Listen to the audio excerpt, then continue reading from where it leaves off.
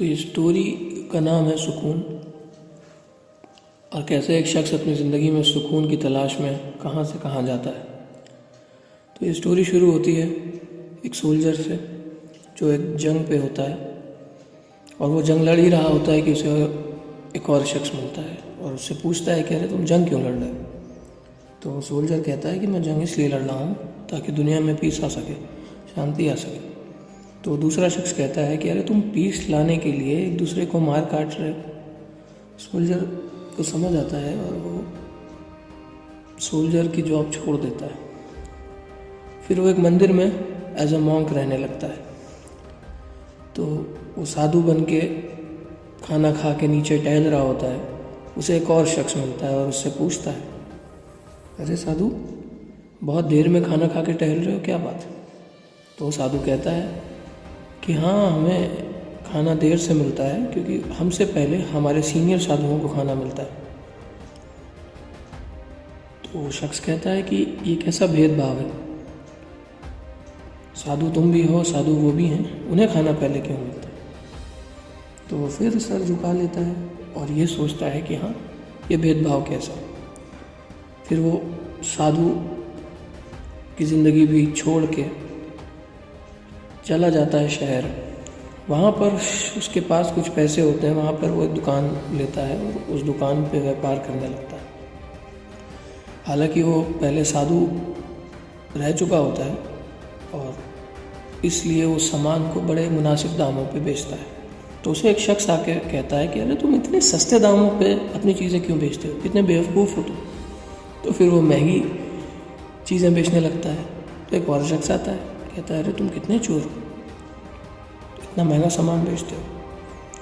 वो सारी चीज़ों से फिर तंग आ जाता है और अपने गांव चला जाता है। गांव जाके उन्हीं पैसों से ज़मीन लेता है और उस पर खेती स्टार्ट कर देता है।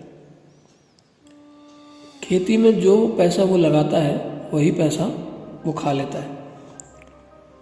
नफ़ा नुकसान तो कुछ नहीं, लेकिन बचता भी कुछ नहीं। तो उसके बाद उसकी बीवी कहती है कि हम लोग कैसी ज़िंदगी गुजार रहे हैं, जो हम लगाते हैं वही खा लेते हैं, हमारी ख्वाहिशें भी पूरी नहीं हो पाती, हमारे ख्वाहिशात अधूरे रह जाते हैं। तो उसके बाद वो अपनी बीवी को भी छोड़ देता है और वो ज़मीन बेच के शहर फिर चला आता है। शहर आते आते उसके सामने एक पब आता है। वो उस पब में जाता है और उन्हीं पैसों से ढेर सारी शराब पीता है। शराब पीते पीते वो इतना नशे में धुत हो जाता है कि वो नशे में अपनी पुरानी ज़िंदगी के किस्से दोहराने लगता है। वो कहता है कि पहले मैं सोल्जर था, उसके बाद मैं एक मॉन्क बन गया, उसके बाद मैंने बिज़नेस खोल लिया, उसके बाद मैं फार्मिंग करने लगा।